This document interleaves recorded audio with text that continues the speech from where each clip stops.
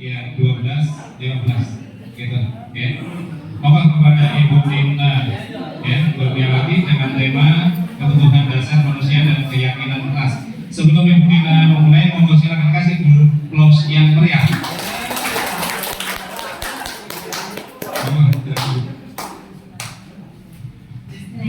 Assalamualaikum warahmatullahi wabarakatuh. Waalaikumsalam warahmatullahi wabarakatuh.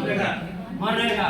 Supaya terlihat saya di depan ya, karena tidak kecil tapi tidak tinggi. Jadi mohon maaf Bapak Ibu. Sebelumnya saya berdiri di sini bukan berarti tidak saya Pak. Bukan berarti saya sudah paham apa yang akan didiskriminasikan, tetapi mungkin ini akan saya hanya menyampaikan apa yang saya dapatkan di program pelatihan calon guru penggerak. Sebelum ke membahas tentang keyakinan kelas, saya ada sedikit pertanyaan seperti ini. Gamesnya yaitu sambung kata. Contoh begini ya. Saya jika saya sering lari pagi, maka saya akan langsing. Seperti itu ya. Terus misalnya jika saya sering makan buah, maka kulit saya akan cerah. Coba siapa nanti jika saya sering lari pagi misalnya, silahkan Ibu Dewi, maka Bu Dewi nanti menjawab saya akan langsing. Nanti Bu Dewi melanjutkan lagi, jika saya sering makan buah, silahkan Ibu Risa, nanti Bu Risa menjawab makan. Bisa Pak? Bu? Bisa ya? Ya bisa. Dimulai dari Ibu Lewan. Jika saya tadi pagi sarapan, maka ke siapa? Maka saya akan Pak Rahmat. Jika tadi sarapan, Pasti di sekolah saya setor.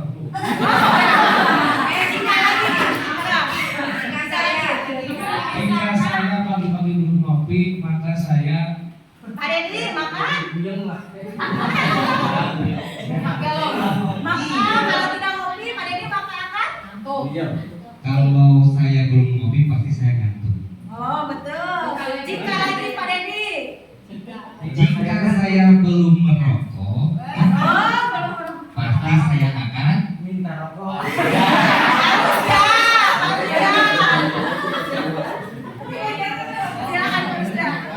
jika saya belum merokok, maka saya minta rokok.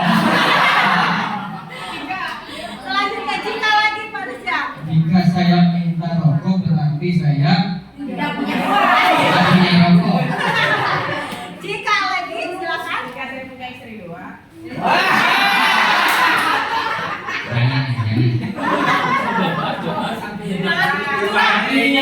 Jika saya pagi-pagi belum makan, maka Ke siapa? ke Pak Prito. Pak Rito silakan. Jika belum makan? Maka saya minta ditraktir orang. Satu lagi jika apa? Jika saya belum sholat, Ke siapa?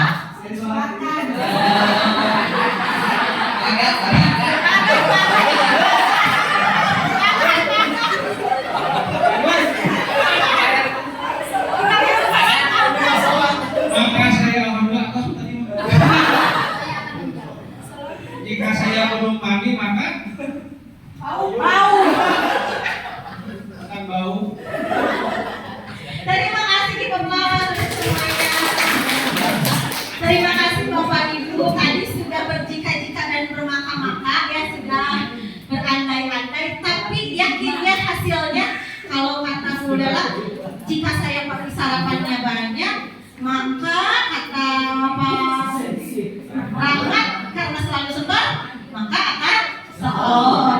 Terus kalau misalnya jika tidak ngopi, maka pada dibilang maka ngantuk ya. Berarti itu jima.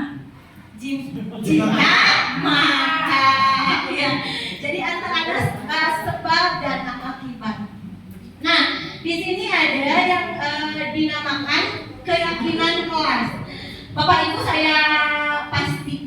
saya yakin bahwa Bapak Ibu memang sudah mendengar apa itu yang dinamakan keyakinan kelas yang tadi juga sudah dibahas. Jadi tidak ada yang namanya aturan atau tidak ada yang namanya tata tertib, yang ada hanya kesepakatan kelas atau keyakinan kelas. Kata yakin, tadi Bapak Ibu sudah, oh jika saya seperti ini maka berarti yakin dong, ya saya yakin. Jadi ketika ada hal seperti itu, yakin apa yang akan terjadi. Jadi untuk menjadikan suatu kondisi maka ada jikanya, ya ada sesuatu yang menyebabkan kondisi itu terjadi. Keyakinan merupakan nilai-nilai kebaikan atau prinsip-prinsip yang disepakati secara universal. Orang akan lebih semangat atau tergerak untuk melaksanakan keyakinannya daripada hanya mengikuti aturan. Seperti tadi, Pak Dedi menyatakan, oh saya bakalan ngantuk nih kalau nggak ngopi. Ya, jadi dia yakin saya harus ngopi gitu. Jadi tanpa disuruh, Pak Dedi ngopi, nggak dipaksa ngopi, dia ngopi sendiri gitu. Karena dalam hati dirinya sudah yakin bahwa dengan ngopi saya tidak akan ngantuk seperti itu. Lalu untuk pembentukan keyakinan kelas itu bersifat abstrak, lebih rinci, konkret, berupa pertanyaan-pertanyaan universal, ya. Hendaknya tidak terlalu banyak agar mudah diingat dan dipahami. Jadi kayak peraturan ada 5 lembar itu kayak undang-undang KUHP itu ya, undang-undang, apakah dibaca semua Bapak Ibu guru IPS dan PKS? Apa tidak? Ya. Jadi kalau kelas sedikit saja, tapi di situ bersifat abstrak, lebih rinci, konkret, jelas, juga berupa pernyataan-pernyataan yang universal secara menyeluruh. Sebaiknya juga merupakan sesuatu yang dapat diterapkan. Kalau keyakinan kelas berarti ditetapkan di kelas tersebut. Ya, misalnya jangan membawa PS5 yang nggak mungkin lah ya. Jadi itu jangan membawa HP. Kalau itu di peraturan kan jelas. Ini juga keyakinan kelas juga itu harus membuat keyakinan kelas yang sudah jelas dapat diterapkan. Terus semua ikut berkontribusi dalam pembuatan keyakinan kelas melalui curah pendapat. Jadi pembuatan keyakinan kelas tidak, nih keyakinan kelas buat kalian. Tidak, jadi tidak diberikan oleh guru. Kamu harus meyakini ini, kamu harus menyepakati ini. Kalau itu hanya judulnya saja yang disebut keyakinan atau kesepakatan, tapi dalamnya itu tetap aturan. Kalau memang dibuatnya oleh wali kelas, apalagi jadi banner. Dia udah jadi banner nih, keyakinan kelas kamu tinggal tempel. Nah itu namanya hanya judulnya saja, ya, tidak melalui proses pengambilan keputusan untuk menjadi sebuah keyakinan kelas. Lalu bersedia meninjau kembali keyakinan kelas dari waktu ke waktu.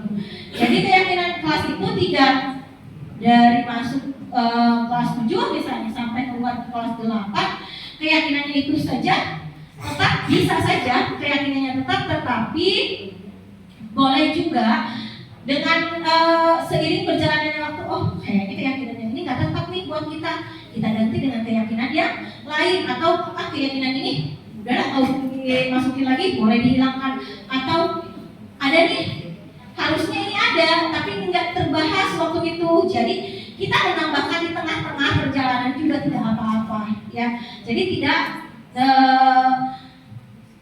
stuck itu aja gitu ya, bisa bertambah atau berkurang sesuai dengan kebutuhan. Nah, contoh keyakinan kelas, misalnya keyakinan kelas 1, setiap anggota kelas perlu belajar, setiap anggota kelas perlu senang, setiap anggota kelas perlu melakukan tugas, setiap anggota kelas perlu saling menghargai, setiap anggota kelas perlu merasa aman. Ada lagi keyakinan kelas 5 berbeda lagi, selalu bersikap positif, senantiasa menjadi diri terbaik, percaya dan menghormati orang lain serta barang miliknya, berkomitmen terhadap setiap tugas, senantiasa membantu. Nah, keyakinan kelas 7 itu sudah ada yang di part ya. Part pertama, hormat. Kami meyakini bahwa sangat penting untuk menghormati semua orang dan barang milik orang lain. Part kedua, bekerja. Kami meyakini bahwa sangat penting untuk mengerjakan mengerjakan segala pekerjaan atau mengikuti kegiatan yang telah ditugaskan. Dan part ketiga, diterima dan dimiliki. Kami meyakini bahwa sangat penting untuk merasa diterima pada suatu kelompok dan saling peduli satu dengan yang lainnya. Nah, ini contoh-contoh keyakinan kelas yang sudah disepakati oleh kelas 1, 5, dan kelas 7. Untuk keyakinan kelas, dalam penerapan keyakinan kelas itu, jika terjadi suatu pelanggaran tertentu, akan ada sanksi atau hukuman atau restitusi. Hukuman merupakan identitas gagal dan disiplin merupakan identitas berhasil, sesuai yang sudah dibahas tadi ya. Kalau misalnya kita gagal, ada hukuman. Kalau berhasil berarti anak-anak sudah disiplin dengan sendirinya. Nah, ini ada pertanyaan-pertanyaan dari nilai-nilai kebajikan yang dituju. Dan seperti tadi permainan yang tadi, ada sebuah kejadian atau perilaku yang intinya maka akan dituju akan seperti apa. Nah, nilai-nilai di kehidupan kita itu biasanya ada nilai apa saja, Bapak Ibu? Ada nilai tanggung jawab. Nilai apa lagi? Disiplin. Ada nilai apa lagi? Kepedulian. Ada nilai saling menghormati orang lain. Ada nilai bekerja sama. Nah, itu nilai-nilai yang dituju atau nilai kebajikan yang dituju. Contoh, misalnya perilaku kita yang pertama, mengembalikan barang ke tempatnya. Berarti diharapkan kita mencapai nilai kebajikan apa? Disiplin. Tanggung jawab. Ada lagi Bapak Ibu? Jujur, ya. Boleh. Baik. Toleran, boleh. Selanjutnya, yang kedua, dilarang mengganggu orang lain. Berarti nilai kebajikan yang dituju apa? Menghargai orang lain, menghormati orang lain. Toleransi. Baik. Selanjutnya, hadir di sekolah 15 menit sebelum pembelajaran dimulai. Disiplin. Ada lagi? Tanggung jawab. Konsekuen atau komitmen. Nah, selanjutnya ada lagi dilarang melakukan kekerasan. Kepedulian. Ada lagi? Kasih sayang, menghargai. Baik. Itu yang diinginkan dituju kebajikannya. Selanjutnya, dilarang menggunakan narkoba.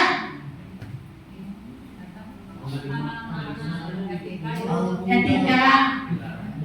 Apalagi? Kesehatan. Apalagi? Pelanggaran. Kesenangan. Baik. Selanjutnya, bergantian atau menunggu giliran. Tertib. Disiplin. Peduli. Bertanggung jawab. Ya. Dilarang merokok, Pak Ujang gimana? Itu nilai yang tujuannya? Kecerdasan. Menghargai orang lain. Kecerdasan.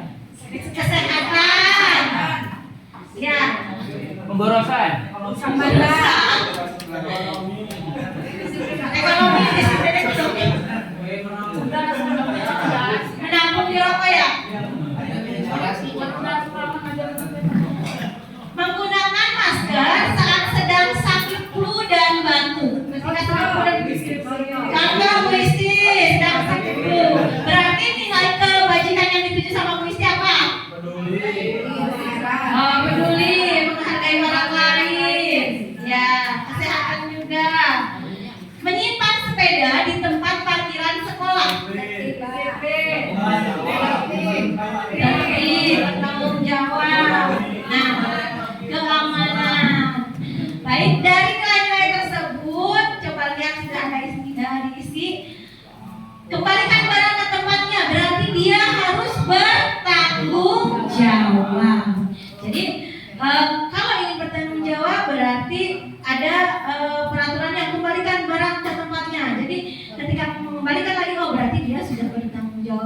dikembalikan lagi berarti nilai tanggung jawabnya tidak dia kurang. Lalu dilarang mengganggu orang lain, berarti kita harus saling menghormati ya. Jadi kalau diganggu kan gak enak, diusilin ya, berarti tidak menghormati baik kepada teman, kepada guru ya. Terus hadir di sekolah 15 menit, menghormati orang lain, menghormati. Misalnya Pak Cahyono udah pagi-pagi, sedangkan saya datangnya siang, berarti saya kurang menghormati ya. Seperti itu. Juga adanya komitmen, kita sudah komitmen ada harus datang ke sekolah, apalagi kalau piket tadi kata kepala jam 7 kurang 15. Kalau bukan piket mungkin ada toleransinya sampai jam 7. Jangan Ya. kata Pak Kepala, Bu, dari intrinsik itu. Dari diri sendiri, berkomitmen untuk diri sendiri. Lalu dilarang melakukan kekerasan. Itu nilai kebajikan yang ketujuh, saling menghormati dan keamanan. Jadi hormat juga keamanan juga. Ya. Terus bergantian atau menunggu giliran, menghormati orang lain juga dan berempati tentunya. Ada dilarang merokok itu nilai kesehatan. Jadi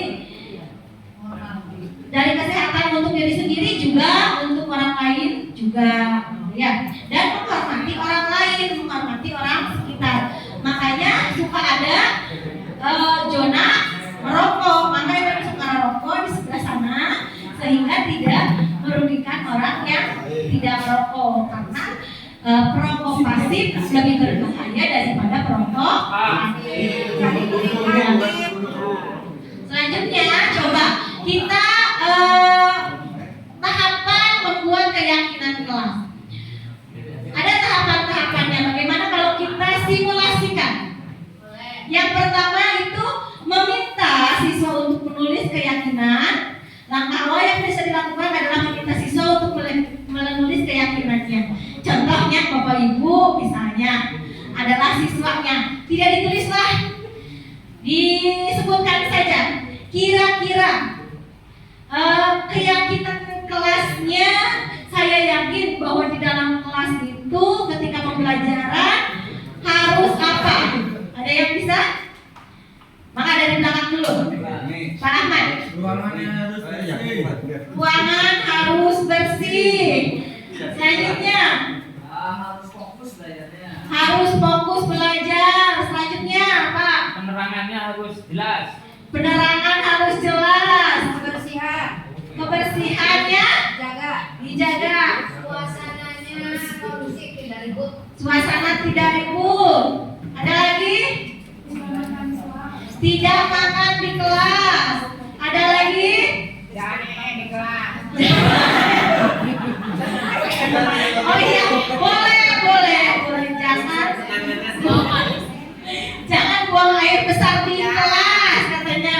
Terus Jangan main bola di kelas. jangan main bola di kelas. Baik, ada lagi Bapak Ibu? Tidak boleh keluar masuk kelas. Jangan nembak di dalam kelas. Keluar tepat waktu, masuk keluar tepat waktu. Ada lagi? Nah, tadi sudah ditampung ya untuk yang ada di kelas ini menyebutkan, di sini kan menulisnya, kita menyebutkan saja, menyebutkan apa yang diharapkan. Dari poin-poin pertama tadi ada yang menyebutkan katanya jangan buang sampah sembarangan, apalagi jangan BAB di kelas, jangan makan di kelas ya. Dari Bapak. Nah, itu berarti kalau diklasifikasikan masuknya ke apa? Masuknya ke kebersihan, menjaga kebersihan kelas ya. Jadi di sini ada ruangan bersih, fokus belajar, penerangan yang jelas ya, suasana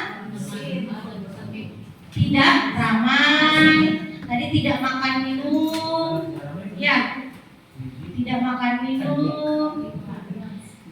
tidak buang air di kelas. Terus ada lagi yang belum? Jangan apa lagi tadi tuh? Jangan main bola di kelas ya. Terus ada lagi tidak boleh keluar masuk kelas.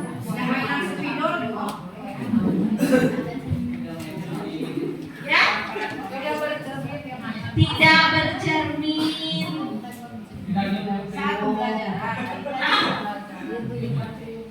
Oh, tidak tiup-tiup.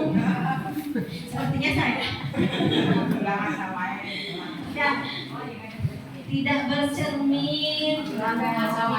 Oh, tadi dan tepat waktu. Tidak tidur, masuk keluar tepat waktu. Ya, dari kesembilan item ini, mari kita kelompokkan Bapak Ibu. Kira-kira yang satu tujuan yang mana? Ruangan bersih, dengan fokus belajar, satu bukan? Satu tujuan? Tidak. Dengan penerangan yang jelas. Suasana tidak nyaman, belum? Tidak makan minum? Bisa. Masuk ya ke berarti suasana kelas yang nyaman, ya, bersih dan nyaman. Jadi akan penerangan yang jelas. Terus tidak makan minum. Ya, berarti kan bersih dan kelas dan nyaman ya. Kalau dia makan minum di kelas kan kalau kotor ya.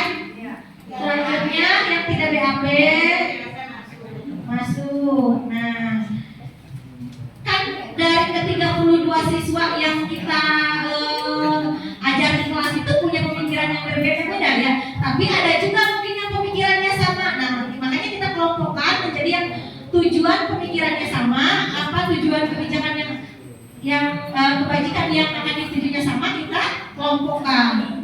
Lalu yang fokus belajar, fokus itu sama dengan suasana tidak ramai ya. Itu berarti suasana belajar yang kondusif ya. Terus jangan main bola juga. Terus tidak bercermin juga. Jangan main bola itu masuk. Ya. Tidak bercermin juga. Tidak tidur di kelas juga. Yang satu lagi belum disebutkan datang tepat waktu ya. Satu lagi ya. Hadir tepat waktu.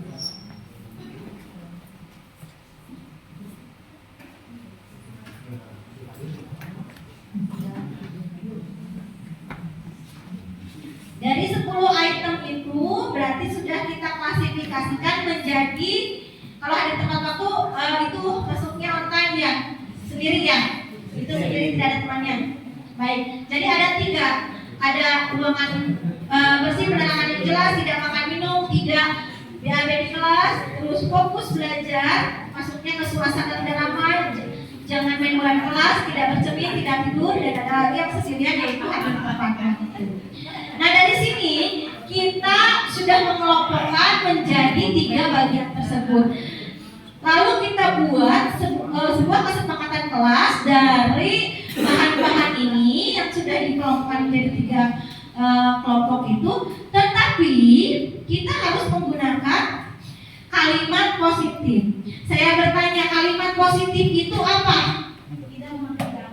Tidak memakai jangan. Jangan apa Bu? Jangan kentang. Jadi tidak memakai jangan. Ya, tidak memakai tidak. Nah, tetapi kata-katanya juga kalimatnya harus dapat dipahami. Baik, yang tadi suasana ruangan yang bersih. Kira-kira kalimat yang mencakup dari 4 item yang warna merah apa? Tapi jangan ada kata jangannya. Pakai kalimat positif. Tidak boleh pakai dilarang juga. Jangan. Jadi saya akan menciptakan kelas yang nyaman ya. Menciptakan kelas yang nyaman. Nyaman sudah pasti rapi dan bersih. poin, fokus belajar, suasana tidak ramai, jangan main bola di kelas, tidak bercermin, tidak tidur di kelas. Itu kita buat satu kalimat yang menggambarkan kelima poin itu. Kira-kira apa? Dengan kalimat positif. Semangat belajar. Suasana belajar yang kondusif. Oh iya, menciptakan suasana belajar yang kondusif. Jadi kalau misalnya kondusif berarti tidak ngobrol, tidak tidur, tidak malawe, tidak main bola, masuk ke dalam situ. Jadi kondusif, suasana belajar kondusif. Yang ketiga, datang, hadir dan tepat waktu. Itu maksudnya ke disiplin waktu ya, disiplin waktu. Oke. Jadi kalimat positifnya ini, nah kita sudah mendapatkan 3 poin keyakinan kelas. Ya, sudah ada 3 poin keyakinan kelas. Yang pertama, menciptakan kelas yang nyaman, menciptakan suasana belajar yang kondusif, dan yang ketiga, disiplin waktu. Nah, setelah diubah menjadi kalimat positif ini, maka kita sepakati kembali ke yang tadi yang di atas. Nah, yang pertama kita sudah meminta siswa untuk menulis keyakinan kelas. Jadi masing-masing sudah menyampaikan pendapatnya tentang keyakinan apa yang mereka yakini ya untuk menjadi keyakinan kelas mereka. Setelah itu dibahas keyakinan yang ditulis tadi ya, sudah kita membahasnya lalu memilah. Tadi sudah mengklasifikasikan dan ternyata kita mendapatkan 3 ya, dari 10 itu jadi 3. Bisa saja ketika Bapak Ibu di dalam kelas dari 32 pendapat siswa itu Bapak Ibu bisa mengklasifikasikan misalnya menjadi 3 bisa, 4, 5 bisa ya, dan sebagainya. Lalu setelah membahas memilah keyakinan kelas, lalu mengubah keyakinan agar menjadi kalimat positif. Seperti tadi sudah diklasifikasikan, kita buatlah sebuah kalimat yang menggambarkan apa yang diinginkan oleh siswa tersebut, tetapi menggunakan kalimat positif. Kenapa harus pakai kalimat positif? Karena semakin dilarang, maka akan semakin, biasanya kita akan semakin penasaran gitu. Kayak kita lewat di jalan ya, jangan tengok kanan, jangan tengok kiri. Ih, katanya jangan, tapi lihat lagi, oh ada toko parfum gitu ya. Nah, karena itu trik marketing mereka tahu bahwa ketika dilarang pasti dilakukan karena penasaran. Berbeda kayak singgahlah di rumah makan kami di sebelah kanan. Kadang orang tidak begitu tertarik ya, tidak melakukannya, ya gitu. Tetapi kalau semakin kata dilarang, kayak dilarang parkir itu yang parkir banyak gitu ya, ada ya. Jadi dengan kata dilarang maka akan semakin menantang. Nah, setelah itu, setelah membuat kalimat itu menjadi sebuah keyakinan, sebuah kalimat keyakinan satu, tidak dan memakai kalimat positif, maka ditegaskan lagi kepada kelas dari apa yang sudah dirumuskan tadi, sepakat atau tidak. Jadi sudah dibuat sebuah kalimat berkaitan, sepakat tidak. Kalau sudah sepakat berarti boleh dituangkan menjadi keyakinan kelas di kelas tersebut ya. Begitu Bapak Ibu. Di sini semuanya pasti sudah membuat keyakinan kelas ya, Bapak Ibu wali kelas ada yang ya, ada yang sudah, ada yang belum. Jadi kesepakatan kelas itu tidak hanya wali kelas yang membuat ya Bapak Ibu, ada saya bukan wali kelas jadi nggak usah bikin kesepakatan kelas atau keyakinan kelas. Tidak Bapak Ibu. Jadi bisa saja berbeda antara keyakinan kelas atau kesepakatan kelas ketika pelajaran saya dan ketika pelajaran kuliah, ketika pelajaran puisi misalnya. Saya keyakinan kelasnya selalu membawa kamus ketika pelajaran bahasa Inggris. Kan belum tentu hari IPA sama bahasa Indonesia harus bawa kamus, kan tidak ya. Jadi keyakinan kelas atau kesepakatan kelas per mata pelajaran itu berbeda. Jadi Bapak Ibu juga bisa nanti di kelas membuat keyakinan atau kesepakatan kelas ketika Bapak Ibu masuk. Jadi itu khusus ketika pas pelajaran Bapak Ibu. Dan kesepakatan atau keyakinan kelas yang ditempel di kelas itu untuk keseluruhan gitu. Jadi nanti boleh membuat item yang lebih spesifik masuk ke pelajaran Bapak Ibu. Contohnya harus bawa atlas misalnya ya IPS gitu. Harus bawa penggaris kata Pak Cahyono ya, harus yang panjang gitu kan biasa dibawa. Kadang-kadang juga harus misalnya ketika pelajaran matematika harus bawa penggaris. Jadi membawa peralatan alat tulis yang lengkap ketika pelajaran matematika dari mulai busur, penggaris dan lain-lain. Itu keyakinan kelas yang dibuat per mata pelajaran. Ya. Baik Bapak Ibu, dilanjutkan kepada item selanjutnya, tusuk bagian selanjutnya tentang kebutuhan dasar manusia. Ya, Bapak Ibu, setiap orang pasti ada kebutuhan, ya. Kebutuhan ada kebutuhan primer, sekunder, tersier.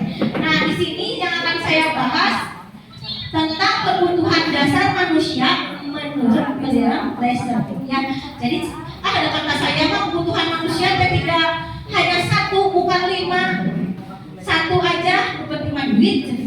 Ada yang seperti itu. Yang ini akan saya bahas menurut William Glasser. Nah, 5 kebutuhan dasar ada kebutuhan bertahan hidup, kebutuhan untuk merasa senang, kebutuhan akan pilihan, kebutuhan pengakuan atas kemampuan, kasih sayang yang diterima, dan kebutuhan untuk diterima. Nah, 5 kebutuhan ini yang harus terpenuhi oleh setiap manusia. Jadi ketika kurang atau tidak terpenuhinya salah satu kebutuhan ini, maka akan ada suatu bisa menimbulkan hal negatif yang akan timbul ketika kebutuhan ini tidak terpenuhi salah satunya. Nah, untuk kebutuhan bertahan hidup yaitu kebutuhan survival adalah kebutuhan yang bersifat fisiologis untuk bertahan hidup, misalnya kesehatan, rumah, makanan. Nah, kebutuhan biologis ini sebagai bagian dari proses reproduksi termasuk kebutuhan untuk tetap bertahan hidup.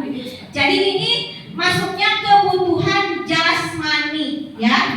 Jadi kebutuhan dasar untuk misalnya sandang, pangan, papan, ya. Itu yang masuknya ke kebutuhan jasmani kita atau kebutuhan yang bersifat fisiologis, ya. Jadi kalau ketika saya belum makan, maka di kelas saya akan garang, marah-marah. Nah, saya sih kita nampak baik jika nanti ya sepertinya belum makan tuh si ibu itu. Nah, itu adalah karena kebutuhan bertahan hidup dia tidak terpenuhi, maka ada tindakan negatif yang terjadi. Lalu yang kedua, kebutuhan atas kasih sayang dan rasa diterima. Nah, kebutuhan untuk diterima. Kebutuhan ini ada dan 3 kebutuhan berikutnya yang 4 di bawah ini termasuk kebutuhan psikologis. Jadi yang tadi 1 kebutuhan bertahan hidup itu masuknya ke yang bersifat fisiologis atau jasmani. Nah, yang selanjutnya itu masuknya ke kebutuhan psikologis atau kebutuhan yang di dalam atau rohaninya ya. Kebutuhan untuk disayang dan diterima meliputi kebutuhan akan hubungan dan koneksi sosial, kebutuhan untuk memberi dan menerima kasih sayang, dan kebutuhan untuk merasa menjadi bagian dari suatu kelompok. Jadi setiap orang perlu disayang, betul? Yang udah tua pun mau disayang, betul? Jadi aku minta cindrik aku untuk tati sayang. Itu benar, sebenarnya setiap manusia perlu disayangi. Yang terlihat kuat, yang terlihat tegar, antara begini sayang-sayangku suami oke, bohong, ceritanya masih. Tetap itu kita ingin disayang, merasa untuk ada koneksi sosial antara teman. Ya, ketika ada misalnya Bu Dewi mau ngabaso dan saya nggak diajak, itu merasa saya tidak disayangi. Ya, teman-teman pada bilang sayang enggak. Nah, itu merasa saya tidak diterima gitu ya. Rasa diterima di komunitas, di keluarga, dengan teman itu sangat dibutuhkan. Jadi terus yang ketiga, ada penguasaan atau kebutuhan pengakuan atas kemampuan. Contoh, kebutuhan ini berhubungan dengan kekuatan untuk mencapai sesuatu, menjadi kompeten, menjadi terampil, diakui atas prestasi dan keterampilan kita, didengarkan dan memiliki harga diri. Nah, ini kebutuhan atas penguasaan, pengakuan. Loh, bahwa saya teh bisa, gitu ya. Saya teh bisa, diakui kemampuan saya, diakui kehebatan saya. Itu dibutuhkan. Ya, ketika saya bisa misalnya, ayo kita bikin apa? Praktik baik. Ada yang ngajak misalnya ngomong ya, ngajak, terus teman-temannya, ayo pada ikut. Itu merasa bagaimana perasaan momennya? Senang banget. Nah, senang banget. Berarti saya diakui oleh teman-teman gitu, bahwa saya bisa bukan dalam konteks mengatur ya, berarti bisa memimpin teman-teman untuk mengikuti kegiatan praktik baik. Ya. Selanjutnya yang ketiga ada kebebasan. Kebutuhan untuk bebas adalah kebutuhan akan kemandirian, otonomi, memiliki pilihan, dan mampu mengendalikan arah hidup seseorang. Jadi kebebasan kayak sebenarnya ini saya ingin ada pilihan, jangan harus begini, harus begitu. Kadang kita juga ingin berekspresi ya, ingin berekspresi. Misalnya Pak Rahmat, ya ngajar ketika COVID, ngajar olahraga itu di kelas saja. Terbebas kan? Ingin kebebasan. Oh, saya harus ada nih di luar. Saya nggak bebas nih, masa olahraga harus ngajar saya di kelas gitu ya. Nah, itu harus ada rasa kebebasan memilih apa yang diinginkan gitu ya. Apa yang diinginkan. Lalu yang terakhir adalah kesenangan. Kebutuhan untuk merasa senang. Kebutuhan akan kesenangan adalah kebutuhan untuk mencari kesenangan, bermain, tertawa, ya seperti itu. Jadi kita mah dengan ke sekolah saja juga sudah senang. Ya, dengan berbicara teman-teman, melihat teman salah dress code aja udah senang gitu ya. Nah, itu kebutuhan kesenangan itu harus terpenuhi. Ketika kesenangannya tidak tercapai, maka bisa saja ada hal-hal negatif atau tindakan negatif yang terjadi. Dari kelima contoh ini bisa saya berikan sebuah ilustrasi seperti ini. Di kelas Bapak Ibu, ada anak misalnya yang suka jadi yang suka minta makanan ke temannya. Ya, misalnya nih, Rania selalu dibekali makanan sama ibunya misalnya. Terus teman sebangkunya suka ngambil, suka minta. Namanya Gigi misalnya. Suka minta, suka ngambil. Nah, ketika itu ya aku tuh makanannya suka diambil terus sama Gigi misalnya ya seperti itu. Lalu bilang sama wali kelasnya. Nah, ketika dipanggil anaknya, Gi, kenapa kamu minta terus makanan punya Rania? Nah, diilusikan ada beberapa jawaban. Contoh yang pertama, ya aku udah lapar, mama aku nggak suka masakin. Aku berangkat sekolah tanpa makan, ya tanpa makan. Kira-kira dia melakukan tindakan negatif itu karena kebutuhan mana yang tidak terpenuhi? Dari kelima kebutuhan ini, kebutuhan bertahan hidup. Jadi karena kebutuhan bertahan hidup dia tidak terpenuhi, maka dia melakukan tindakan yang negatif. Nah, jawabannya seperti itu. Tapi kan ada jawaban lain, bisa ditanya lagi. Beda, misalnya dia jawabnya malah, saya ambil makanan itu senang aja pas lihat dia ambil cemberut, wajahnya lucu. Jadi saya ambil makanan dia, kalau dia ambil makanan dia cemberut, lucu banget lihatnya cemberut. Nah, kira-kira kebutuhan mana yang ingin dia penuhi? Kebutuhan apa? Kesenangan. Ya. Jadi karena kebutuhan kesenangan dia tidak penuhi, jadi bersenang-senangnya dengan ngejadiin temannya gitu. Tapi kalau ditanya jawabannya seperti ini, habisnya sih mama saya ngasih bekalnya sama mie goreng aja sama telur ceplok tiap hari, sedangkan punya Rania ada burger, ada nugget, ya saya minta lah. Kira-kira kebutuhan apa yang ingin dia penuhi? Kebutuhan apa? Pilihan, kebebasan. Dia nggak mau itu aja. Aku ingin bebas, ingin punya makanan yang berbeda gitu. Terus ketika ditanya juga, gimana? Kenapa kamu ngambil makanan teman kamu terus? Terus dia menjawab, karena nanti teman-teman pada takut sama saya, dimintain makanannya, nggak pada berani melawan saya. Saya kan jadi pemimpin, jadi jagoan. Saya minta juga mereka ngasih aja, mereka takut sama saya. Nah, ketika menjawab seperti itu, kira-kira kebutuhan apa yang ingin dia penuhi? Penguasaan, seperti itu ya. Terus satu lagi, ketika ditanya seperti itu, jawabannya, habisnya kalau nggak minta makanan, aku nggak ngobrol sama teman sebangku. Kalau itu kan cara aku buat ngobrol, nanti bagi-bagi makanan. Nah, kira-kira kebutuhan apa yang ingin dia penuhi?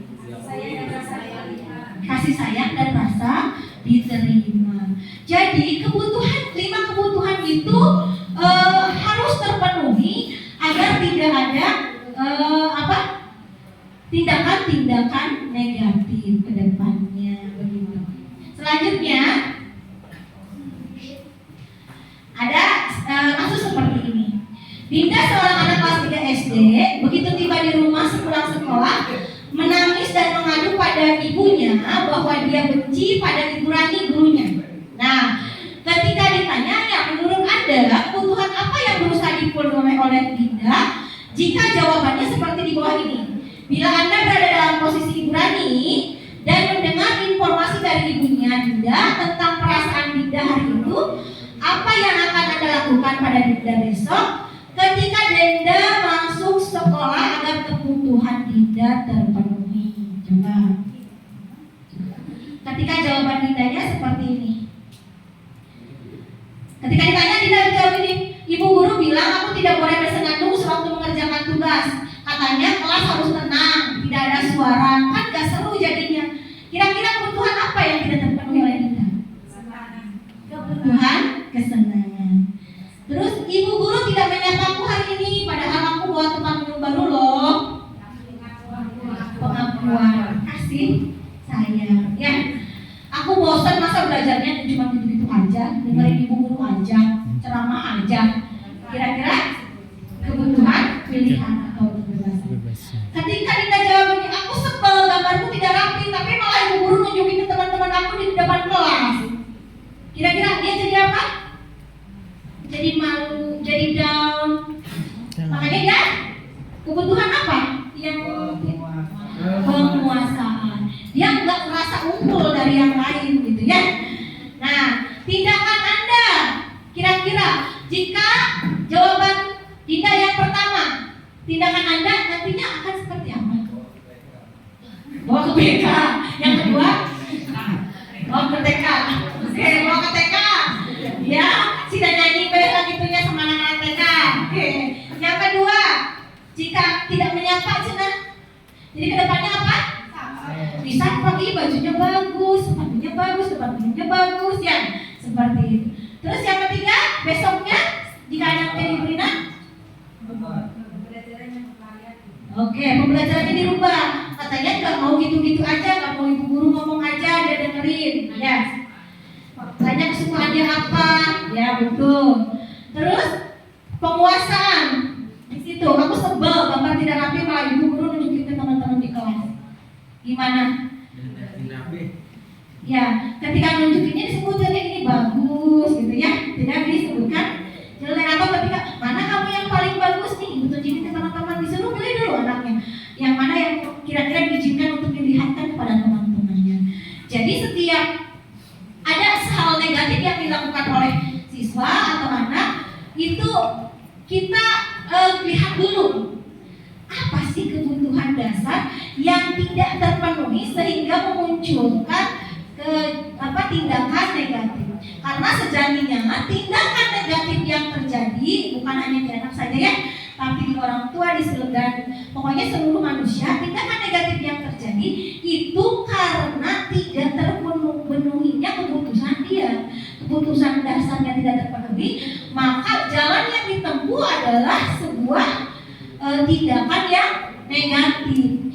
Maka untuk mengetahui bagaimana tindakan yang tepat untuk menangani kasus anak, kenapa dia melakukan hal tersebut, kita harus tahu dulu kebutuhan apa yang tidak terpenuhi oleh dia, sehingga penanganannya pun berbeda. Seperti tadi ini kasus Dinda dan Ibu Rina, ketika jawabannya Dinda seperti ini, maka tindakannya berbeda. Ketika jawaban Dinda seperti ini, maka jawabannya pun berbeda. Ya, dan apa yang harus kita lakukan itu berbeda. Walaupun kasusnya sama, ya kasusnya sama. Yang ini sama suka malak, yang ini sama suka malak. Ketika ditanya yang ini mah kebutuhan dasar, kebutuhan bertahan hidup yang tidak terpenuhi, yang ini kebutuhan kesenangan, otomatis kita memberikan perlakuan atau menyelesaikan masalahnya dengan cara yang berbeda. Bagaimana cara penyelesaian masalah ke depannya nanti akan dibahas lagi dalam segitiga restitusi. Untuk saya mungkin cukup sekian, hanya di keyakinan kelas dan 5 kebutuhan dasar manusia.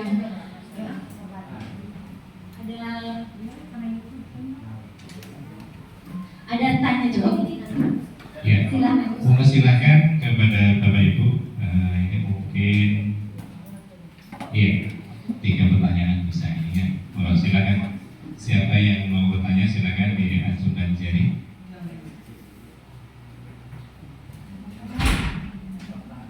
Iya. Pertanyaan pertama, apakah bisa keyakinan itu berasal dari guru? Ya, tadi saya juga Indonesia yang sebuah KBBI misalnya, atau harus punya LKS siswa. Yang berikutnya, ya tadi dari guru dan ada pemaksaan tertib, maksudnya harus pakai baju olahraga misalnya di ruang olahraga, harus bawa penghapus, harus bawa besar untuk matematika. Nah, apakah boleh seperti itu keyakinan atau kesempatan berasal dari diri guru dan lebih pas sepertinya lebih ke pemaksaan gitu ya. Yang kedua, kesepakatan itu bisa disebut kesepakatan apakah harus setuju semua atau di voting, misalnya berapa orang. Dan kadang-kadang misalnya ada kesepakatan yang tidak sepakat, misalnya tadi makan minum. Ada yang suka makan minum malah ketika belajar dan fokus katanya karena ngantuk kalau bawa makanan jadi stres. Ya, segitu saja pertanyaan. Ya, ada dua ya, berarti apakah kesepakatan itu harus berasal dari guru ya? Bisa, apakah bisa? Apakah bisa? Yang kedua, ya bagaimana kalau misalkan pembentukan kesepakatan itu misalkan ada satu yang tidak setuju, gimana? Apakah harus di voting dan sebagainya seperti itu? Langsung dijawab atau kita? Oh, langsung dijawab, silakan. Baik, terima kasih atas pertanyaannya. Untuk pertanyaan pertama, apakah kesepakatan itu bisa seperti dari guru terkesan memaksa seperti itu ya? Karena kesepakatan kelas itu kita tahapannya ya, gitu, didiskusikan dulu dengan siswa ya, didiskusikan dulu, diambil dulu nih apa yang akan kita sepakati gitu ya. Tetapi tetap karena kita guru, kita tugasnya itu menuntun anak ya ke jalan yang benar gitu ya. Kalau misalnya kita dibebaskan bikin kesepakatan kelas yang otomatis mereka bikin seenaknya saja ya. Kesepakatan udah boleh main minum di kelas, boleh main bola di kelas, boleh. Tetap ketika membuat kesepakatan itu diarahkan. Seperti tadi misalnya ini guru matematika harus bawa mistar, harus bawa jangka, harus bawa segala macam.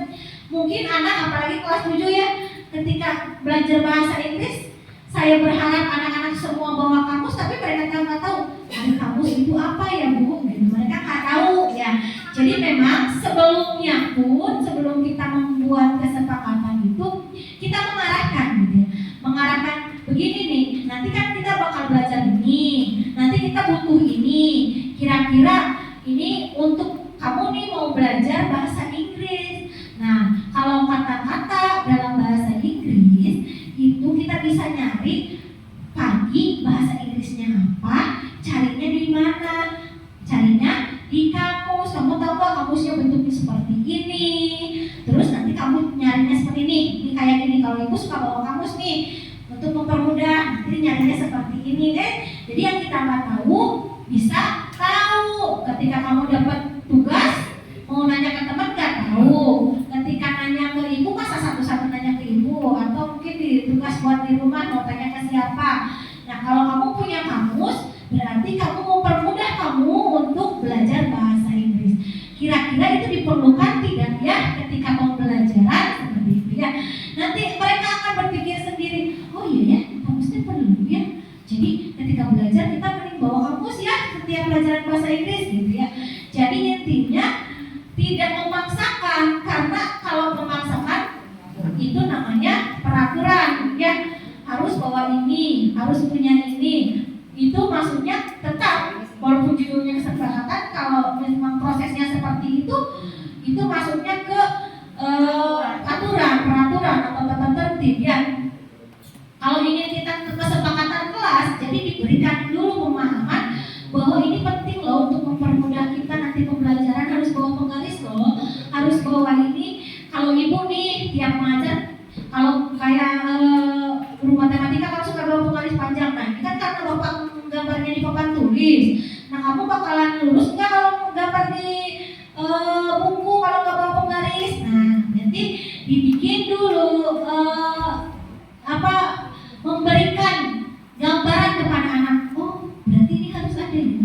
Oh berarti ada harus, sehingga muncul dari dalam diri dia sendiri bahwa oh iya aku berarti itu harus bawa Bu, ini berarti harus bawa Pak. Nah jadi itu menjadi sebuah kesepakatan kelas. Jadi intinya sebagai guru tidak bisa memaksakan kehendak murid kepada murid, tetapi kita bertugas untuk menuntun murid supaya yang tadinya tidak tahu, tidak paham menjadi tahu dan paham gitu ya.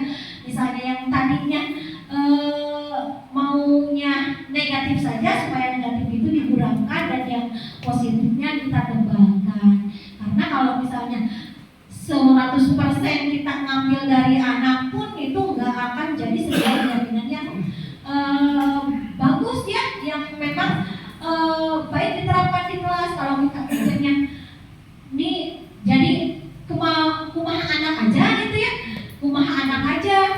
semaunya mereka tidak bisa, tetap harus ada peran kita menuntun dia menjadi ke hal-hal yang lebih baik gitu. Jadi diberi diarahkan dulu. Jadi kesannya tidak memaksakan, tetapi memberi gambaran supaya mereka berpikir kritis. Oh, bahwa ini perlu, jadi dituangkan dalam keyakinan kelas.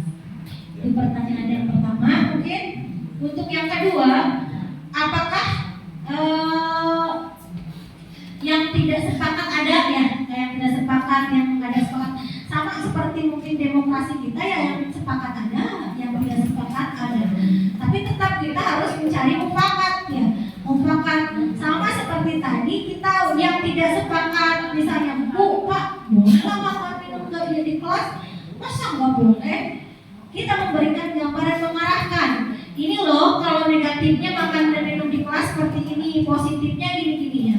Banyak negatif, banyak positif. Jadi tetap kita mengarahkan anak didik kita. Dan misalnya nuntut aja nggak mau, misalnya ya, kita tetap ada asas mufakat seperti itu. Mungkin itu bukan? Jadi intinya guru itu sifatnya menuntun mungkin ya, menuntun, mengarahkan ke hal-hal yang tentu saja positif. Ya itu pertanyaan yang pertama. Mungkin ada lagi yang kedua. Monggo silakan boleh Bu. Iya, monggo boleh. Ya, terima kasih atas waktunya. Ini mengenai kebutuhan dasar yang harus dipenuhi. Mohon ditampilkan lagi, Bu Nani.